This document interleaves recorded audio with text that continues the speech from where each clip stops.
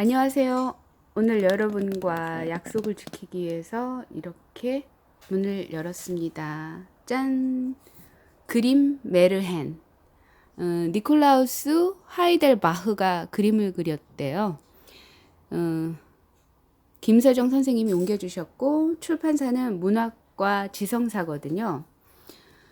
이 이야기는 사실 우리 아이가 다 큰 초등학교 저학년까지도 한 3, 4학년까지도 읽어줬던 기억이 나요. 첫째한테는 아니고 둘째한테. 둘째는 이야기를 되게 좋아해가지고 같이 이제 읽었던 기억이 나는데요. 이거 사지 마세요. 제가 다 읽어드리겠습니다. 마침 그 코로나 때문에 그 도서관에서 책을 빌릴 수가 없잖아요. 그래가지고 어떻게 할까 고민하다가 갑자기 떠오른 생각이 이걸 읽어주면 되겠다. 역시 저의 그 맨 얼굴을 보여드리겠습니다. 이렇게 거칠어요, 제가.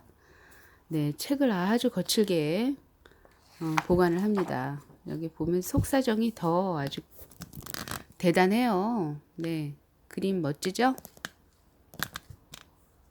여기 보면요, 제가 굉장히 좀 책을 굉장히 약간 홀대해요. 귀하게 안 여기는 스타일이에요. 그래가지고 옛날 소원이 이루어지던 때, 뭐 옛날뿐이겠어요. 지금도 간절하면 이루어집니다.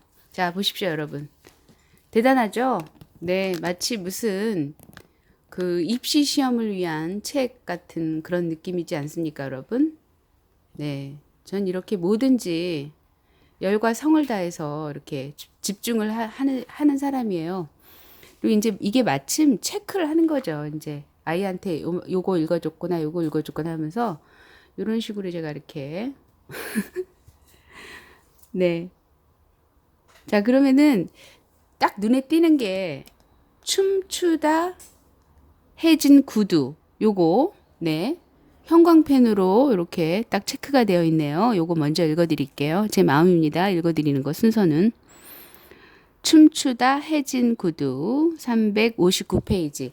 이거를 제가 다른 책을 올려놓을까도 생각을 해봤는데 뭐 굳이 그러지 않아도 되겠다 하는 생각이 들기는 해요. 왜냐하면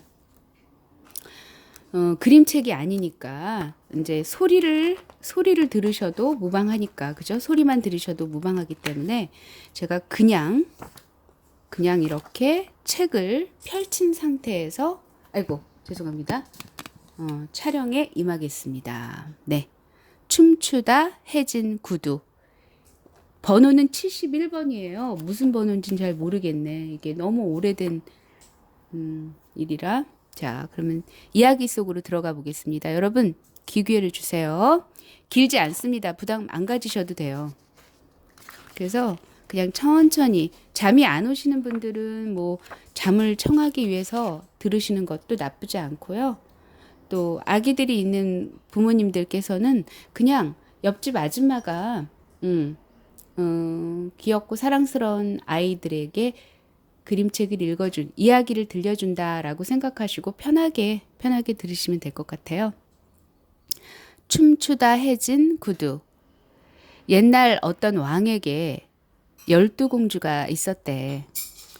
저마다 다 예쁜 공주들은 커다란 방에 침대 12개를 놓고 함께 나란히 잤대.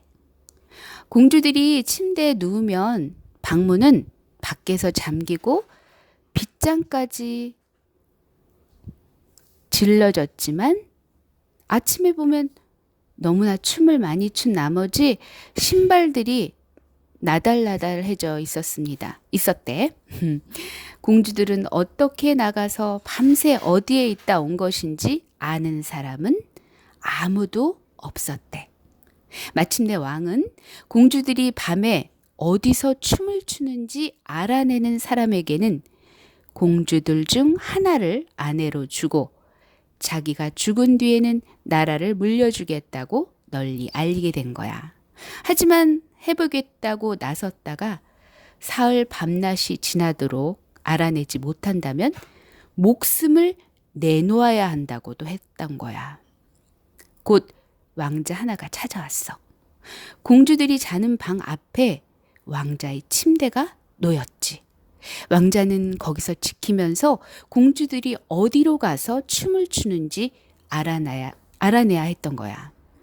공주들이 안에서 몰래 딴짓을 하지 못하도록 공주들 방문도 열어놓았어. 하지만 왕자는 깜빡 잠이 들고 만 거야.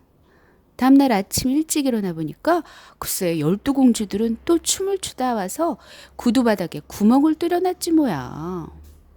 이틀째도 사흘째도 마찬가지여서 왕자는 목을 베이고 만 거야. 저런 어떡하면 좋아.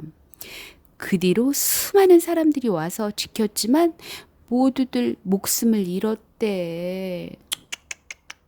그때 부상을 당해서 쫓겨난 가난한 병사 하나가 그 도시를 지나가게 된 거야. 길을 가다 마주친 할머니가 어디로 가는 길이냐고 묻자 병사는 대답했지. 잘 모르겠어요. 공주들이 어디서 춤을 추다가 신발을 해뜨리트는지 알아내서 왕이나 돼볼까 하는데요. 그래? 그거 별로 어려운 일은 아니지. 공주들이 저녁에 가져다주는 포도주만 안 마시면 돼. 그리고는 깊이 잠든 척 하라고. 그러면서 할머니가 망토 하나를 주었습니다. 이걸 걸치면 자네 모습이 사라져서 12공주들 뒤를 따라갈 수 있을 게야. 좋은 선물을 받은 병사는 용기를 내서 왕에게 갔지. 그리고 다른 사람들처럼 극진히 대접을 받고 호화로운 옷도 받아 입었어. 잘 시간이 돼서 공주들 방 앞에 있는 자기 방으로 가서 침대에 들려 하자 첫째 공주가 포도주 한 잔을 가지고 온 거야. 하지만 병사는 턱 밑에 해면을 묶어 놓았다가 포도주를 몰래 그리로 흘려버리고 한 방울도 마시지 않았어.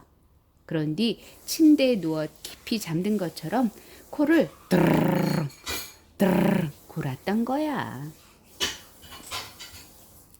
공주들이 웃는 소리가 들려왔어. 첫째 공주가 말했지. 가만히 있었으면 목숨이나 붙어 있었을 텐데.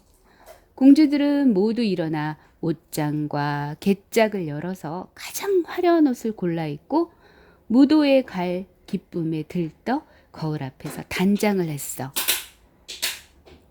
막내 공주만 이렇게 말했지. 잘 모르겠어. 언니들은 좋아하지만 난 왠지 우리에게 안 좋은 일이 생길 것 같아서 기분이 이상해. 이런 겁쟁이. 늘 걱정이 태산이지. 지금까지 왕자들이 얼마나 허탕을 쳤는지 잊은 거야? 저런 병사한테는 잠자는 약을 줄 필요도 없었어. 안 그래도 못 일어났을 텐데 뭘. 큰언니가 말했어. 단장을 마친 공주들은 우선 병사를 살펴봤어. 하지만 병사는 꼼짝도 하지 않았지. 안전하다고 생각한 큰언니가 자기 침대를 똑똑 두드리자 침대가 밑으로 쑥 내려앉더니 바닥에 난 문이 열리는 거야.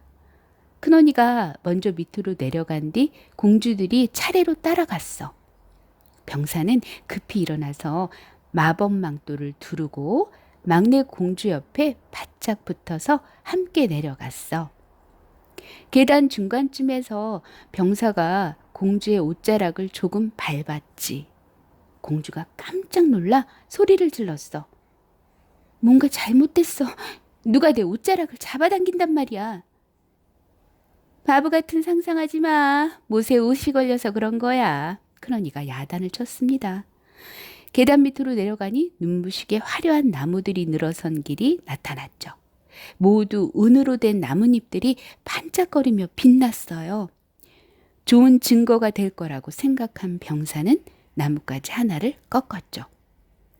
가지 꺾어지는 소리가 요란하게 딱 울렸어. 막내 공주가 다시 소리쳤어. 뭔가 잘못됐어. 나뭇가지 부러지는 소리 안 들려? 전에는 이런 일이 없었잖아. 하지만 큰언니는 말했어. 그건 우리가 곧 왕자들을 만날 게 너무 기뻐서 나는 축포소리야. 다음에는 나뭇잎들이 온통 금으로 되어 있는 가로수길이 나타났고, 세 번째로는 투명한 다이아몬드 잎사귀가 반짝이는 가로수길이 나왔어. 병사는 새 나무가 나타날 때마다 가지를 꺾었고, 가지 부러지는 소리에 막내 공주는 놀라 외쳤지만 큰언니는 축포소리라고 고집을 부렸지. 공주들이 커다란 호수에 닿자 저마다 잘생긴 왕자 12명이 탄 조그만 배 12척이 기다리고 있었어. 공주들은 하나씩 배에 올라탔지. 병사가 막내 공주 옆에 올라앉자 왕자가 말했어. 내가 다른 날보다 더 기운이 빠진 것도 아닌데 오늘은 배가 훨씬 무겁군요. 있는 힘을 다해 노를 져야겠어요. 아마 날씨 때문일 거예요. 너무 덥네요. 공주가 말했어. 호수 건너편에는 아름다운 성이 있었고 북과 트럼펫에서 나오는 흥겨운 음악 소리가 울려 퍼지고 있었지. 공주들은 그곳으로 들어가서 왕자들과 춤을 추었어. 병사도 혼자서 춤을 추다가 포도주 한 잔을 비웠지. 자기 포도주 잔이 비어있는 것을 본 막내 공주가 겁을 냈지만 큰언니가 또 말을 막았어. 그렇게 공주들은 새벽 3시까지 춤을 추다가 신발에 구멍이 나서야 겨우 그쳤지. 왕자들은 공주들을 다시 건네다 주었고 병사는 이번에는 큰언니의 배에 타고 가장 먼저 닿았어. 호숫가에 닿은 공주들은 왕자들과 작별 인사를 하면서 다음날 다시 오겠다고 약속했지. 병사는 공주들보다 먼저 계단을 올라가 침대에 누웠어. 12공주들이 지친 발을 질질 끌며 올라왔을 때 병사는 큰 소리로 코를 골고 있었던 거야. 공주들이 말했지. 자, 우린 여전히 안심이야. 그러고는 예쁜 옷을 벗어 넣어 놓고 춤추다 해진 신발을 침대 밑에 벗어놨지. 다음날 아침 병사는 아무 말도 하지 않았고 둘째 밤과 셋째 밤도 공주들을 따라다녔어. 모든 일이 첫째 날과 똑같았지. 공주들은 매번 신발이 해질 때까지 춤을 췄고 세 번째 밤에 병사는 증거로 포도주 잔도 가져왔어. 이제 대답을 해야 할 시간이 되자 병사는 3개의 나뭇가지와 포도주 잔을 가지고 왕 앞에 나갔어. 공주들은 병사가 무슨 말을 하는지 들어보려고 문 뒤에 서 있었고 왕이 물었지. 내 공주들이 어디서 신발이 해지도록 춤을 추었던가? 병사가 대답했어. 땅 밑에 성에서 12왕자들과 춤을 추었습니다. 그러고는 모든 일을 설명하면서 증거들을 내놓았던 거야. 왕은 공주들을 불러서는 그 병사의 말이 사실이냐고 물었고 거짓말해봤자 소용이 없다는 걸 알아챈 공주들은 사실대로 말했대. 그러자 왕이 물었어. 딸들 중 누구를 아내로 맞을 텐가? 병사가 대답했지. 저는 그다지 젊지도 않으니 큰 따님을 주시지요. 그날로 결혼식이 올려졌고 왕은 자기가 죽은 후 나라를 물려주겠다고 약속했어. 땅 밑에 있던 왕자들은 공주들이 춤추러 오기를 몇 날 며칠 기다렸지만 소용이 없었대. 춤추다 해진 구두는 끝이에요. 재미있었어요, 여러분? 제가 춤에 관심이 많은가 봐요. 아마도 제 몸이 의외로 그 요가할 때는 유연성이 있기는 한데 그 춤을 출 때는 좀 약간 버벅거림이 없잖아 있더라고요. 그리고 예전에 그 연극을 할 때 차이슬이라는 친구 역을 맡았는데 그 친구가 굉장히 그 갑부집 딸이었고 그리고 이렇게 막 노는데 선수였던 친구였어요. 그랬는데 이제 그 연출쌤 후배들을 데리고 온 거예요. 그분들은 말이 아마추어지 거의 그 프로급에 가까운 그런 배우들 분들이셨거든요. 그래서 뭐 오디션 아닌 오디션을 보게 됐던 거죠. 차이스를 맡은 물론 다른 배역분들도 마찬가지였고. 그런데 제가 술을 그닥 즐기는 스타일도 아닌 상황이었는데 차이슬은 술도 잘 마시고 뭐 모든 걸 다 막 잘했던 친구였어요. 공부만 빼고. 그랬는데 이제 그 배역에 그 대사를 읊게 됐던 거죠. 그 후배분들 앞에서. 근데 딱 어떤 분이 딱 하시는 말씀이 차이슬 배역을 맡은 윤혜원 씨는 다 좋은데 아나운서 같아. 딕테이션이 너무 똑 떨어져. 차이슬은 그런 역이 아니야. 약간 술을 마신 듯 한 그런 약간 그런 느낌이 필요해. 그런 얘기를 했던 기억이 얼추 생각이 나는데 그래서 이제 제가 술을 많이 마시는 스타일도 아니고 술을 즐기는 스타일이 아니었기 때문에 그때 당시에 제가 할 수 있었던 일은 아는 언니가 추천을 해줘서 강남에 있는 어떤 땡땡 댄스 클럽을 가게 됐어요. 그래서 살사를 권유했거든. 그 언니가 너 살사 하면 되게 잘할 것 같아. 되게 어울릴 것 같아. 분위기에 잘 맞아. 해가지고 이제 갔죠. 갔는데 교습을 받은 건 아니고 이렇게 오픈 댄스가 있어요. 그러니까 이제 다 섞여 있는 거죠. 그 속에는 그런 아마추어와 프로들이 막 섞여서 그 댄스에서 춤을 추는데 역시 아니나 다를까. 그랬습니다. 그랬는데 이게 댄스. 여러분, 시간 되시면 댄스를 배워보시는 게 어때요? 남녀노소 누구나 이 댄스는 사고의 유연성을 가져다 주기도 할 것 같아요. 그래서 오픈마인드, 말로만 오픈마인드가 아니고 이 몸속 깊은 곳까지 오픈할 수 있는 그런 그 기회를 주는 게 저는 댄스라고 보거든요. 그래서 다양한 댄스를 접하는 것도 좋고 그게 여의치 않다면 본인이 끌리는 어떤 거를 하나 한번 배워보시면 어떨까 하는 생각이 들더라고요. 요즘은 아마 문을 닫지 않았을까 코로나 때문에 갑자기 든 생각이 그렇네요. 그래서 여러분 오늘도 행복한 하루 되시고요. 저는 사실은 그 필라테스를 좋아해요. 필라테스는 다른 게 아니에요. 그냥 사실은 우리가 그냥 생활 속에서 TV 속에서 뭐 이렇게 접하잖아요. 뭐 고전 댄스, 클래식 댄스를 접하기도 하고 뭐 이러는데 그러니까 이제 그것이 바탕이 돼서 내가 좋아하는 음악을 틀어놓고 내 몸을 자유롭게 이렇게 표현하는 거, 연출하는 그런 거거든요. 그리고 제가 언젠가 그림책을 읽을 때였나, 1일씩을 읽을 때였나, 그때도 제가, 그 언급을 했던, 또 생각이 안 나네. 그때는 며칠 전에는 생각났었는데. 그래서 어쨌든 이렇게 몸을 이렇게 자유롭게 풀어주는 작업이 뭐 여러 가지 방법이 있죠. 요가도 있고 뭐 헬스도 있는데 저는 개인적으로 내가 좋아하는 음악을 틀어놓고 내가 마음대로 이렇게 남을 의식하지 않고 아무도 없으니까 그냥 이렇게 푸는 거예요. 그러면은 그게 그 심리적으로도 굉장히 그런 그 편안함을 주면서 그 마음이 편안해지거든요. 그래서 그 필라테스도 나쁘지 않아요. 이렇게 여건이 여의치 않으신 분들이 있잖아요. 아기를 키우시는 분들, 이렇게 밖을 외출이 쉽지 않은 분들, 이런 분들은 그냥 아이하고 같이 뭐 아이가 좋아하는 음악을 틀어놓고 춤을 춰도 나쁘지 않아요. 그래서 서로가 이렇게 주고받는 거예요. 피드백이라는 게 그러니까 아이는 아이대로 어쩌면 아이들한테는 굉장히 무궁무진한 그 동작이 나올 거거든요. 또 이제 엄마는 엄마대로, 아빠는 아빠대로 그 자기가 가지고 있는 내면에 있던 선망했던 내지는 그리워했던 그런 댄스들을 이렇게 표현하다 보면 그게 나중에는 이렇게 막 섞이잖아요.